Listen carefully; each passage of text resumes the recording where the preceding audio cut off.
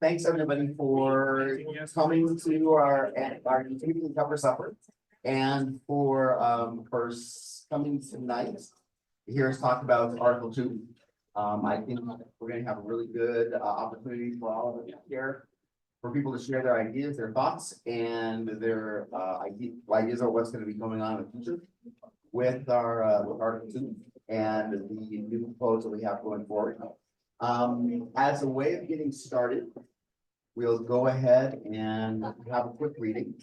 And this reading is by Julian Jamaica Soto, formerly known as Teresa Soto. Here we go. Can we develop the skill of remembering the future?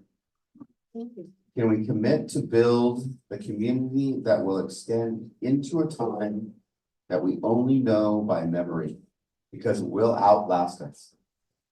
Memorize the compass points of the day yet to come.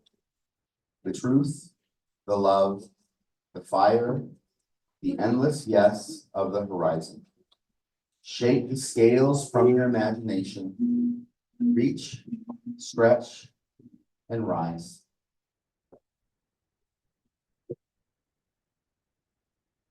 Thank you for providing that for me. Okay, so we're gonna go through a real quick agenda here real fast, and we're gonna start this little talk with Amy. She's gonna come up and talk a little bit about what General Assembly is and give us an update. And then Ruth is going to come up and provide a little bit of information about the history of Article 2 and what the current situation is and what the current proposal is. And then we're going to have a panel of all these beautiful people who are sitting up here. They've been attending the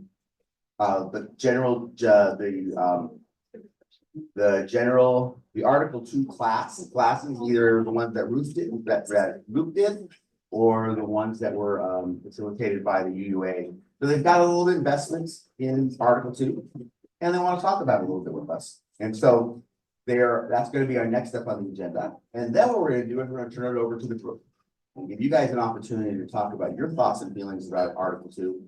And around 7 o'clock, we're going to close out the forum by sharing information about a survey that we'll send out in a few weeks, inviting them to share their thoughts with delegates. That's what it's going to end up being all about, is what the delegates going to General Assembly in so with no ado, I'll turn it over to Amy.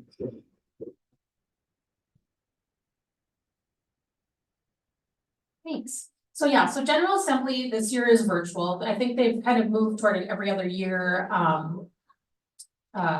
format of doing in person and virtually.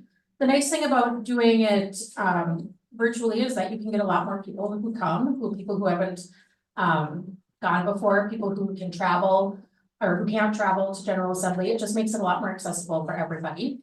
And so we are planning on doing a few things here at the church during General Assembly, which is being held June 20th through the 23rd. It's a Thursday through a Sunday. And so there's a few things that people can do. So open for anyone, so you don't have to register to take part in these things, are the general sessions, which used to be called plenary sessions, which are where business takes place and debate and are they doing new moderators this year? I can't remember. Yeah, so there's a lot of open opportunity during these general sessions. And then there's the Sunday worship, which this slide is out of date now because we have some updated information. And I'm just, okay, so this was just decided hot off the press an hour and a half ago. We found out that we can actually request to have the worship service downloaded early. And so Sunday, June the 23rd, we are going to show this worship service here at church in lieu of our typical typical Sunday morning service. And then we will gather afterwards and do some celebration of General Assembly after that service. With food, yes, always with food. More than just UU communion. So we'll feed everybody. So that just happened. And so watch for more information, as we get closer to that. So now, if you are registered for General Assembly and you are planning on taking part, there's two different levels. One level is if you're only going to be doing the business and you're a delegate, then they ask for a donation. But the second one is if you want to have access to all of the pre-recorded workshops that are out there, they're on demand and available right now. If you want to do all of the special events, Synergy Worship, the Service of the Living Tradition, that's really cool. It's where they honor new ministers and new people coming into the faith as leaders and people who've passed and retired. It's like our flower communion in those recognitions, but like much more formal. And then the Ware lecture, who I'm not gonna be able to remember who's doing it right now, but that is another thing that you can. I know, I knew all this like, an hour and a half ago.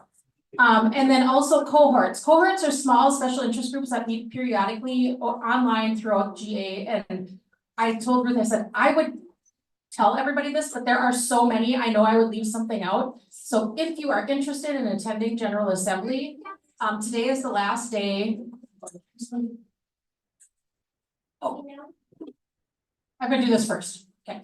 So we're gonna have watch parties, and then I'll come back and talk about the other stuff. Here at the congregation, and I'm gonna do signups for it because we have to like declare our watch parties just because I'm trying to gauge interest. And since you have to be registered for certain things, so watch for information that coming out at the end of May. If you are registered for General Assembly, I'm still gonna have you sign up if you're gonna be able to be coming to that stuff, so watch for all of that information. Because I don't want to be sitting here by myself watching stuff if I could be like on my couch watching it. And so I want to make sure that we have enough interest to host these here. So we'll go to the next one. So today is the last day to register for $315, and that may sound like a lot for a virtual convention, but go to the website. You should see like they must have 25 or 30 cohorts of these small groups that will meet over the week. They're like affinity groups, or there's some ministers, some for directors of religious education, Side with Love, social justice, Black Lives UU. I mean, there's like literally 25 or 30 of these cohorts that'll meet. The on-demand, I think there's like 60 on-demand workshops that are already available for you to attend and virtually watch and get stuff out of. And if you ever go to a conference or convention and you know that feeling after you leave, you're like, all right, I am going to go and rule the world. That is kind of like what GA is, except you're like, I want to do more UU stuff. And that is exactly what it is. But so today's the last day to register for the 315. Starting tomorrow is 400. And then, like I said, if you're only going to do the business part, they recommend a donation. And do we have one delegate spot left? One delegate spot left, because each congregation gets a set number of delegates based on their membership. So please, if you have questions, come and see me, but I really encourage you to go to, it's just uua.org/GA, and you will find all of the information about all of these different things. But then if you want to register, then you just add that out there. So thank you.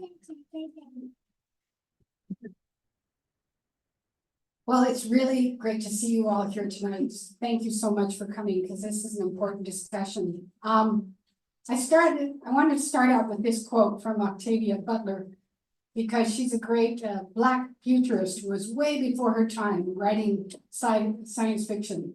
And this is one of her quotes: "The only lasting truth is change." And that's what Article 2 is, what we're into, up to our hip boots. So next slide, please. So just a bit of history about Article 2 and our bylaws. So in 1961, Unitarians and Universalists decided to come into community with one another. And so the bylaws come out of that, these agreements that these two denominations, as they come together to form a relationship. The bylaws are a basic document of our community of autonomous churches, meaning that every congregation controls its own membership, its own finances, and selects its own leadership. And we are agreeing to this document to be in association. That's my quick little history. So what is Article 2? Article 2 of the Unitarian Universalist Association bylaws, principles and purposes is the foundation for all of the work of our UUA and its member congregations and covenanted communities. It's the covenant to which we all pledge ourselves as members of Unitarian Universalists. Okay, next slide. So what is a function of Article 2? Yes, it is legal. Yes, it is organizational. And it is these other things. It is theological. It helps us articulate our shared values and theology. It's social. It serves as a shared cultural touchstone. It's educational, lists concepts to teach and sources to draw from. For a lot of us, it's personal. It's a way in which we have a personal code of ethics. It's evangelical. Like, how do we explain ourselves to other people and draw other people into our faith tradition? And it's rhetorical. That is, where do we use this in the public square when we are at protests, when we are doing demonstrations, as a way to define our beliefs and our morality in these contexts. So this is the original 1961 Article 2 principles. And I'm not gonna read them all, but I just want to point out some of the many changes that have happened. So for instance, number 2, just cherish and spread the universal truths taught by the great prophets and teachers of humanity in every age and tradition, immemorially summarized in the Judeo-Christian heritage as love to God and love to man. That was one of our original principles. What, of course, we have learned in the sense of this big, wide welcome that we want to create, that is not going to work. And so, in essence, that principle was changed. So if you can go to the next slide. Here's what started to happen. So let's take our most beloved, the inherent worth and dignity of every person. Almost everybody names that one as a really important one. That comes from number 3 in 61. To affirm, defend, and promote the supreme worth of every human personality and dignity of man. So you can see that there's changes going on. The essence of things, we want to keep things, but there's also ways that we need to open it up as we learn more. And we want to be in step with the culture and what it is calling us into. So if you could go to the next one, please. So these are our 7 principles that we all know and love. Next slide. So why change? For some religious, I'm just going to read this first paragraph. For some religious institutions, the equivalent of Article 2 would be regarded as a permanent statement of faith. Ours, however, is a living tradition. That's what we say all the time. Ours is a living tradition. We commit ourselves to regularly revisit our principles and purposes to ensure that we are relevant. That as we grow in understanding, our principles and purposes grow too. Since new occasions teach new duties, we must continuously examine our principles and purposes to see what is missing, what is no longer important, and whether the language communicates our core values to the current times. One of the things that happened several years ago was when, through GA and a lot of discussion through different communities, was taking on anti-racist imperatives, multicultural associations. So we wanted to work with that, and you could give me the next slide. There was a commission made where many people from different parts of the country were asked to join the Commission on Article 2 and were charged to revisit Article 2 and see what is working for us, what isn't, where do we need to move, shift. So we therefore charge this commission to root its work in love as a principal guide in its work, attending particularly to the ways that we and our root traditions have understood and articulated love and how we have acted out of love. So this is how love becomes a centering element. Next slide. So this is the Article 2. And I thought maybe we could read it together so we could all know what we're talking about before we actually talk about it. So I'm going to read this first preamble, and then I'm going to have us go through the different values. As Unitarian Universalists, we covenant congregation to congregation and through our association to support and assist one another in our ministries. We draw from our heritages of freedom, reason, hope, and courage, building on the foundation of love. Love is a power that holds us together and is at the center of our shared values. We are accountable to one another for doing the work of living our shared values through the spiritual discipline of love. Inseparable from one another, these shared values are, and that's the logo that we're all becoming quite familiar with. Next slide, please. We honor the interdependent web of all existence. We covenant to cherish earth and all beings, nurturing relationships of care and respect. With humility and reverence, we acknowledge our place in the great web of life, and we work to repair harm and damage. We declare that every person has the right to flourish with inherent dignity and worthiness. We covenant to use our time, wisdom, attention, and money to build and sustain fully accessible and inclusive communities. We adapt to the changing world. We covenant to collectively transform and grow spiritually and effectively.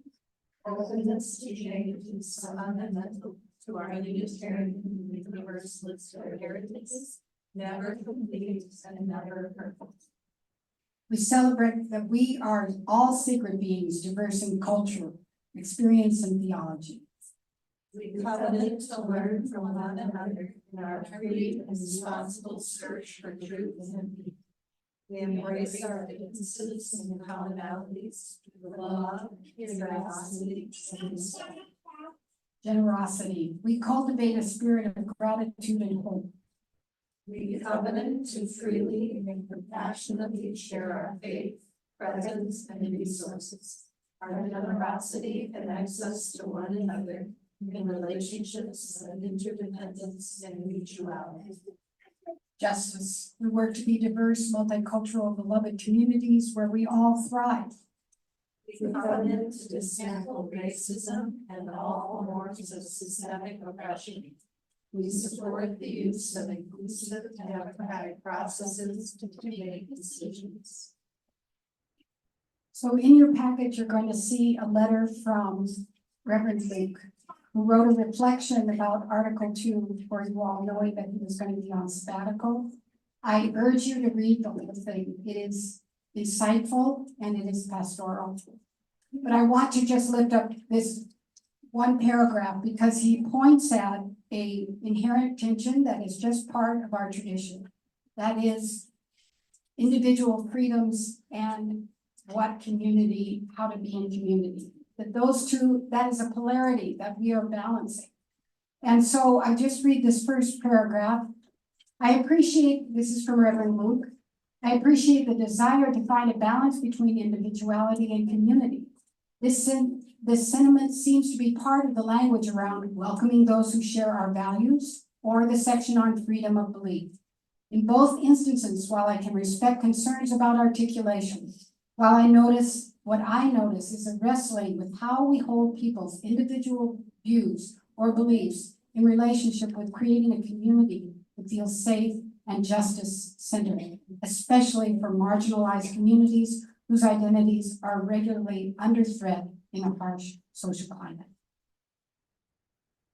I want to say what we're going to hear tonight is actually that tension embodied in these different reflections. And I'm so grateful to you all for deciding to come here tonight and share your honest discernment about this. And that is, to me, really living your faith. And I thank you for that. I want to mention one other thing, and then I'm going to be quiet. And that is that covenant is strewn throughout this whole document. Covenant, covenant, covenant. And what does that mean? I'm going to tell you first what it is not. Covenant is not a contract. And there's, in this litigious society that we work in and live in, there's oftentimes the shadow of contract that invades our sense of meaning in covenant. But they are really two different things. Contracts are constructed out of doubts, trying to outline all that can go wrong and stipulating the conditions by which a commitment must be met. That is not a covenant. Covenants, on the other hand, are living, breathing entities. Covenants grow. That's why when you get married, you are covenanting with your partner, not contracting with them, because the covenant must grow as your relationship grows, as you learn about one another. So covenants are elastic enough to make room for growth, adapt to changing circumstances, withstand disappointment and transgressions. They have enough strength to bind, to hold, to make accountable, to be reliable, and enough give to expand and change. There's a great definition of covenant that I love from one of our Puritan ancestors that says, covenant is a falling in of our spirits into communion, into intimate fellowship. Whenever we worship, whenever we go out and do justice work, whenever we care for one another, we are moving in covenant. We are deepening that intimate communion. Contracts are completed. Covenants are living, breathing agreements for work that is never done. That's what we're saying, grow. And with that, I'm going to turn it over to this beloved panel. And I would like for us to give them a round of applause before we even start, because it's a big deal that they're all sleeping.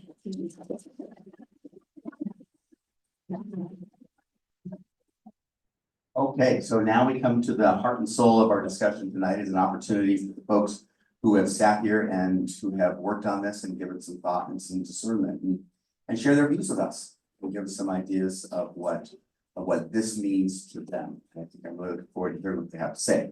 Couple ground rules. Number one is that you get 2 minutes, because we can keep this simply somewhat self-contained to an hour. Sorry. The way it's going to work then is that at 2 minutes, I'm going to go like this. And then at 3 minutes, I'm going to go like this. And you're cut off. Okay, so that's the way that's going to go. We'll go ahead. We'll start over, if it's okay with you guys, I'll start over on the left to work this way. And so we'll start with Stephanie Evans Hansen. If you would just introduce yourself when the mic comes to you, and then go ahead and get started. Yeah. My name is Stephanie Evans Hansen. I apologize. Laryngitis decided to visit me this morning, so I've been fighting it, but it is nice to be with you all. It is difficult for me to censor my immense love and gratitude for this congregation every time I'm invited to speak, so I'm not going to. Consider this just another love note from your old pal, Stephanie. I have always believed that action and inaction speak louder than words. And I am honored to speak now about something that seeks to balance both action and word in a way that is much larger than this beloved community. I have listened to and reflected with many about the proposed Article 2 bylaw changes for over a year. Last night, I finished a 4-week class hosted by Moose Jaw on the topic. I have gone down internet rabbit holes, and I have dug back into the UUA history to try and understand the proposed changes that we have come to now. There are phrases in this document that I wrestle with, but I can't help but come back to one that continually pops out to me that helps me embrace the document. And that phrase is, never complete, and never perfect. I believe these proposed changes, while not complete nor perfect, I believe they can guide us and welcome others in an accessible way who need us, as this world and our larger society continues to intentionally divide us from our neighbor, steering conversations into all or nothing thinking or fearful speculation. Ultimately, these bylaws, if they are voted in, will be updated again in the future. And our work for a loving, just, and peaceful world within our own communities and beyond us will continue, because actions speak louder. I have no reason to assume negative intent or distrust anyone who has worked on these bylaws. Transforming words to express who we are and who we strive to be is not easy and never has been for UUs. To quote Reverend David O. Rankin from the Unitarian Universalist Pocket Guide, the first edition from 1981, from a chapter called Our Beliefs. Quote, scratch only slightly a Unitarian Universalist and a waterfall of beliefs, affirmations, and positive principles will come rushing forth. No institution could survive for over 400 years without a shared system of values and convictions. End quote. Thank you. So I'm gonna bring a little bit of a different perspective to this, and that is from the faith development lens, which is what I do. So when my kids came up through Unitarian Universalism here at this church, and when I know many of your children have come up through here too, they learned a lot about other religions. So when Reverend Luke came, we had a lot of conversations once I started about making sure that children know what our religion is. So this has very much flipped the focus of how we do faith development in this church. So our kids are always learning what it means to be a Unitarian Universalist. They're learning our principles, they're learning our sources, they're learning our values. Last summer at Child's Camp, that was our theme. We kind of each have a theme each summer, and that was like our underlying theme. And to them, this makes so much sense, with love being at the center of all we do, that it isn't even a big deal to them. They're like, well, of course, that's how we go through life. You know, there's a lot of really big words up here that they don't understand, but you know what? There's a lot of really big words in the 7 principles as they're written in our hymnal also, which is why we always have kid versions of things. And so I can see us having kid versions of what this means. But I think if you were to ask any of the kids in faith development how they go through the world, I think a lot of them will say they go through the world with loving kindness. And that is having love at the center of all you do. And all those other things kind of fall into place. And the kids really do get it. So if you were here on Sunday, I asked the question, who sitting before me knows everything there is to know? And remarkably, nobody in either service raised their hand. Because people recognize that there is always more to learn, and there's always more to do, and there's always more to meet. And so one of the best things that adults can do is change their mind when they're given more information. And that is a fault of society right now that says, oh, they're flip-flopping back and forth, they're always changing their mind. No, they're using the information at hand. They're using the best information to make the best decision that they can. Because when people know better, they do better.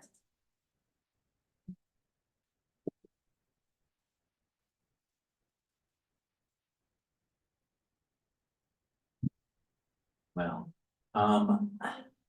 I do not understand the purpose of this revision.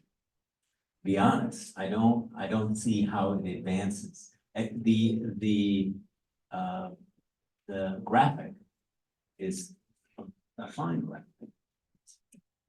So how can you argue against that? But the principles are weak, in my opinion.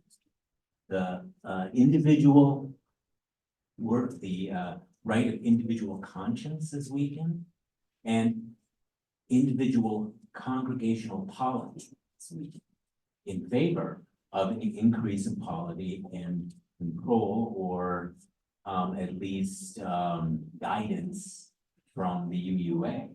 So the general thrust of the document is to reduce individual difference and increase UUA consistency. A particular part that I to me is a serious problem is we strive to be an association of congregations that truly welcome all persons who share our values. Thought we were universalists. Who share our values? How do we define who, what that is? Universalism to me isn't about agreement. It isn't that we all agree, or it isn't that we are all working together. It is a mystical bond to me. It's a fact that we are all together. This is a religious principle that we are universal. So we don't agree to embrace those who agree with us. We should agree to embrace all. That's what universalism means. So I think we're stepping away from universalism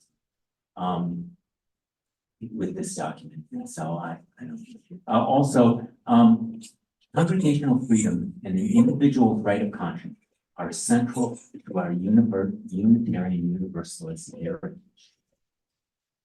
It's in the past. It's not a living fact anymore. It's this is the way we're going. It's central to our heritage.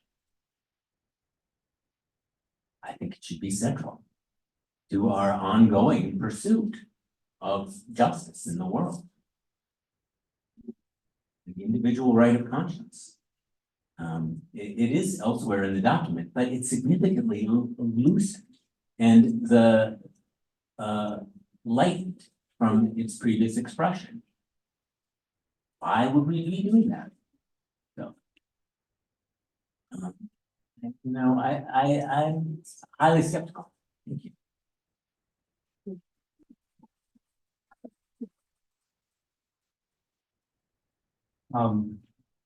I too love this church. It's been a home for us, for my family since 1987.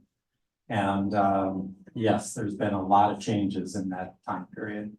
But I don't think there's ever been any change that's been suggested that's as drastic as this. Essentially, there are existing principles and purpose. It's we, the member congregations of the Unitarian Universalist Association covenant. So it's the congregations that are covenanting amongst themselves. The UUA in the past, the function has been to serve the congregations.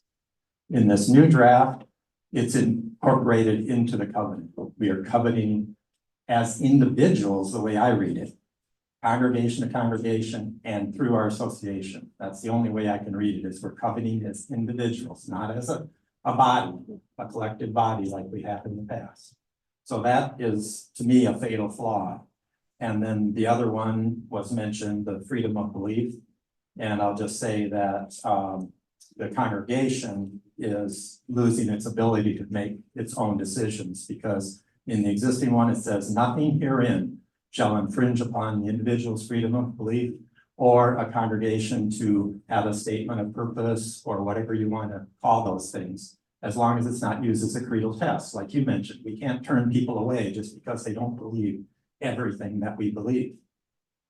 And then the final point I'll make is that to me, changing from principles, which to me are a universal truth, they exist outside of anybody believing them. They stand on their own, to a set of values that will change based on who's in the room. That's what values do. The only real values that don't change are the moral values of you don't harm a baby, or an evil value of you do harm a baby. Those are the kinds of things that are out there as values that are universal. But the ones that we've expressed in this document or that have been expressed in this document. To me, they're not anywhere near as strong as the principles.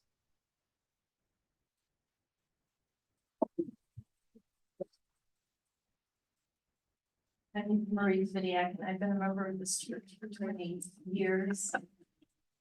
20 years, and it's been my home for me, my husband, and my kids. I too am very concerned about what's happening right now.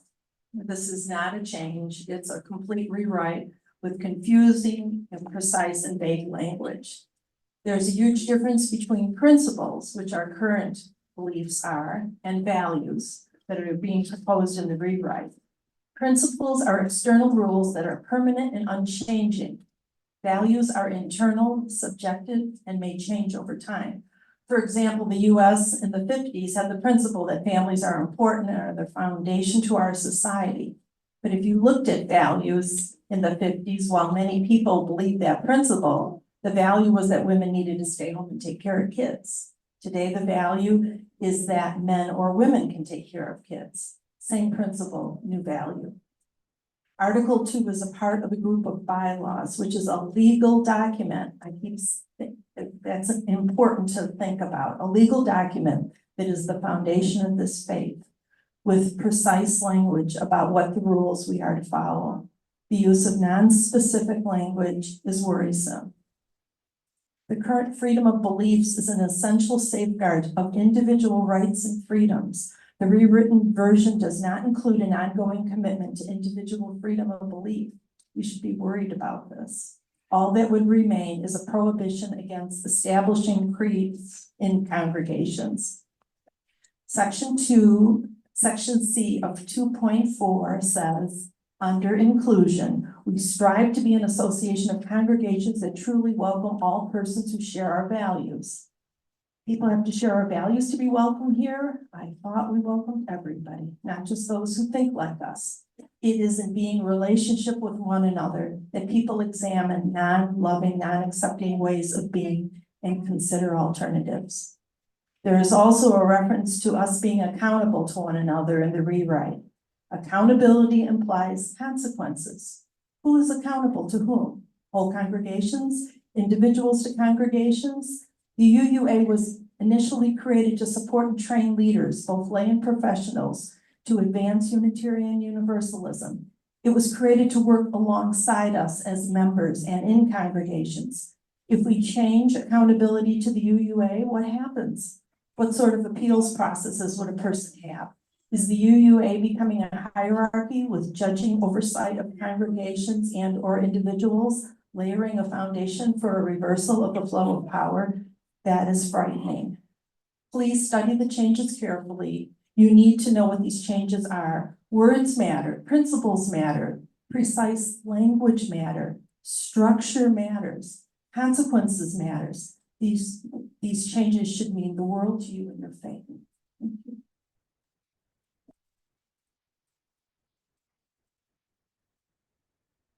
Hello, my name is Alex Sagano.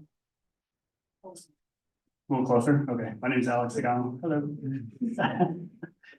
In general, I really like the principles that we have. I like the 6 sources. They're obviously really meaningful to a lot of people. They're really meaningful to me and my family. And it's one of the reasons the 7 principles and the 6 sources are a big reason why my family and I decided to become members 5 years ago. But I do understand and would like to see the updated language of the new values and covenant statements approved for a couple of reasons.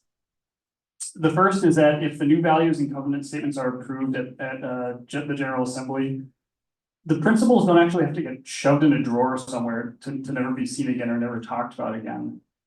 We can still use them and reference them when talking about our religion. The UUAA website has a really great FAQ page that eased a lot of my fears about the change, because a lot of great points were raised here tonight and will be later tonight as well. And reading the FAQ page helps me to understand the context of why some of these changes were made. One of the questions on the FAQ pages, on the FAQ page online is, if this passes, what happens to the principles? The answer to that includes the following. We, the UU Association, anticipate congregations and individuals will continue to utilize the principles alongside the newly articulated shared UU values as previous covenants and statements of commonly held belief are used within the historical context today. So that was reassuring to me. That being said, I do think there is some language in the principles that on the face of it needs some updating or retooling to better reflect and describe what it is that we want to see in the world, and to widen the circle even more. Which I probably don't. Back. Very good.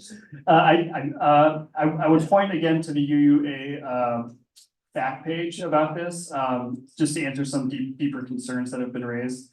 And I'll just end my reflection with an example about updated language in the first principle, which of course is the inherent worth and dignity of every person. Under the new value statement of equity, the language from the first principle is refreshed to change the word worth to the word worthiness of every person.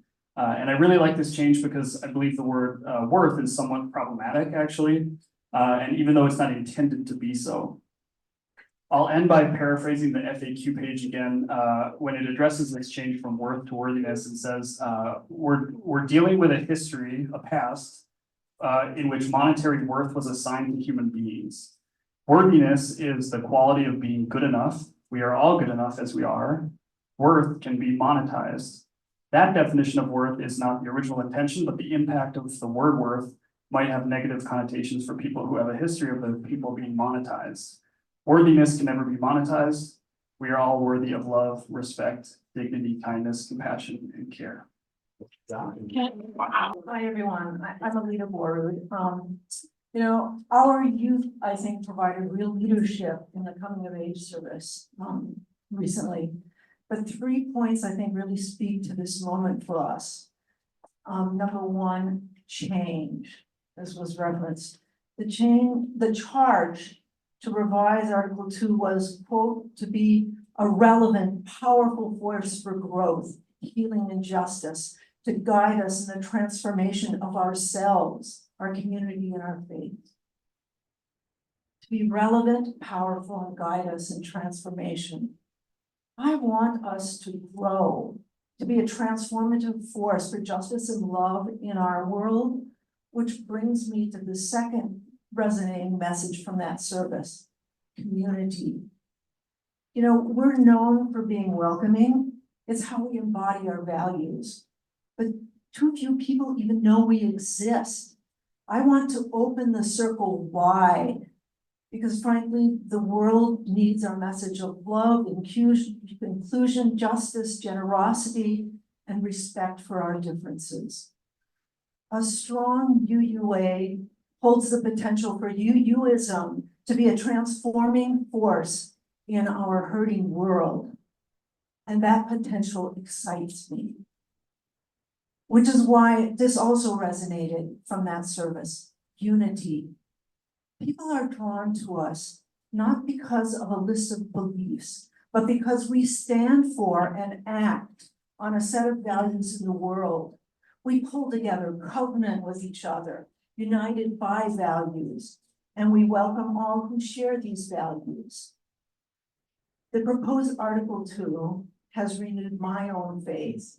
It challenges me to reflect much more deeply on these values and calls me to adopt love as a spiritual discipline.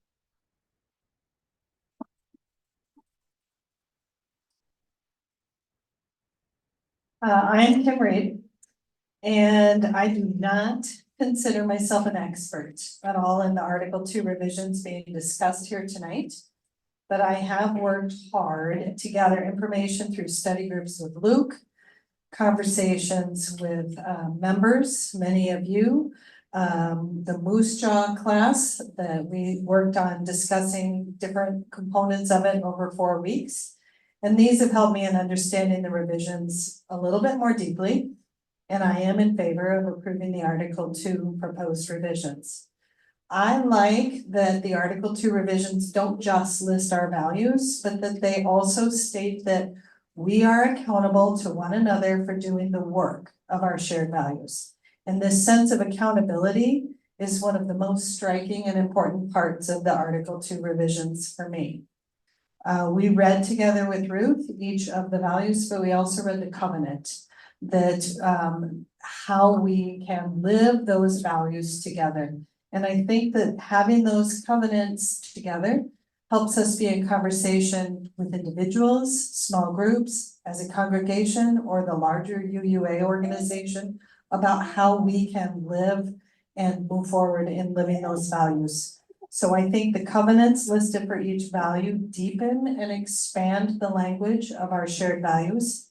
And I believe this call to action is a change that strengthens the power of our values. Our religion is a living tradition. This means that UUism, including our values, is not static. As Ruth showed us the changes, the UU bylaws mandate that the values be revised every 15 years because of that living tradition. However, the most recent revisions were in 1984, so it's been a while, and many of us have not been through a revision of our principles and values. I'll come to you in a second. Approving both the original principles in 1961 and the 1984 revisions, as I've looked back at that, they were both contentious, lots of debate, lots of conversation. They were not easy processes. And just like our 2024 revisions, they involve much debate, compromise, conversation. Will this round of the Article 2 revisions get the approval of all of the approximately 800,000 UUs? Nope. And do I agree with every bit of the language? No, there's things I would love to see different. However, I believe the Article 2 revisions are overall well considered and deserving of approval.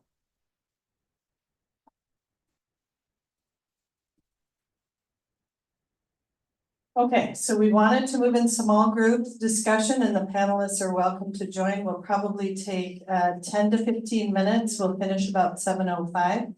Ruth had suggested these questions as ones that you can talk about with the people around you. As you think about what you've heard from your fellow members, both pro and con, what really resonates with you and what really sticks with you? And the second question, as you look over the values of the proposed Article 2, what has been your experience of one of those values at First UU Church? Can you tell a story about that value and how it's manifested in this faith community? So Paul will call us back in about, give us a heads up in about 12 or 13 minutes so we can finish conversations and then we'll come to conclusion. Ruth, yes. I encourage people to talk with someone that you don't necessarily know really well. Yeah, mix it up a little bit and come talk with other people. Yeah. Yeah, can I correct one thing that bugged me, because I've corrected this at every one of these meetings in the past, is it has not been since 1986, since or 84, that we've reviewed these. The bylaws require reviewing them every 15 years. It was done in 2007, 2009. It was done again in 2018 with the attempted revision of Article 8. So it's not like this has to be done just because we haven't done it. We've done it. All right, so what's next? The final version of Article 2 is amended by the Board of Trustees and or the 2023 General Assembly. So the way it works is, I believe last year's General Assembly had to approve the amendments to come forward. There's been other amendments that have happened through the year. And then that, they are going to vote on that at this year's General Assembly. We must receive 2/3 majority vote to be adopted as the new Article 2 of the UU bylaws. What was this first? Oh, the first one is the moving them forward into the vote, right? It says the final version, that's already happened. So the next step is in June at the General Assembly, the proposed bylaws have to get a 2/3 approval of all of the delegates that are voting in General Assembly. We get 9 delegates from our church. We have 8 of those spots filled. If you are interested in being a delegate, you can let Ruth or Erica or myself know. We have 1 spot left. You're able to attend the business sections of General Assembly at no cost. But of course, Amy has encouraged us all. There's so much good stuff. And you may want to participate in all of it. We do want to be able to provide the 9 delegates from our congregation with input from as many people as possible. So in a week or two, a short survey will be going out to everybody with some resources, with a video of this and all of the different perspectives that were shared.